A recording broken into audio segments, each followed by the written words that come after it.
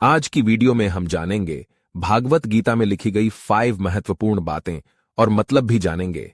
नमस्कार दोस्तों, मेरा नाम है टिप्सटर मैन। आप सभी का स्वागत है आपका हमारे YouTube चैनल पर। आज के वीडियो में हम बात करने जा रहे हैं भगवत गीता के 5 महत्वपूर्ण शब्दों के बारे में। पहला है धर्म। भगवत गीता का मुख्य संदेश धर्म की महत्वपूर्णता के बारे में है। यहां पर धर्म न केवल धार्मिक आचरण को ही सूचित करता है, बल्कि यह आत्मा के सही मार्ग को भी दर्शाता है। भगवत गीता में धर्म का मतलब क्या है? भगवत गीता में धर्म का मतलब आदर्शित जीवन जीने का तरीका है, जो व्यक्ति को आदर्श, नैतिकता और सही मार्ग पर चलने में मदद करता है।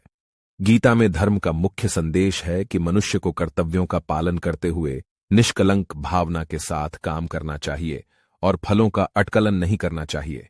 यह अंतर्निहित मानवता के मूल गुणों की प्रमुखता पर बल देता है और व्यक्ति को समग्रता की दिशा में प्रेरित करता है। दूसरा है कर्म। गीता में कर्म का महत्वपूर्ण स्थान है।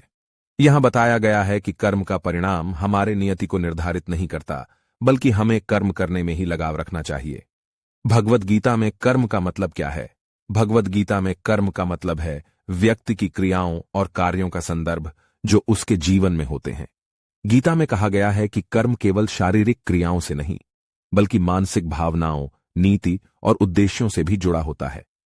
कर्मों का त्याग नहीं, बल्कि सही तरीके से कर्म करना और उनके फलों के प्रति आसक्ति को छोड़कर कर्मों के निष्काम भाव से काम करने का उपदेश दिया गया है। तीसरा है योग।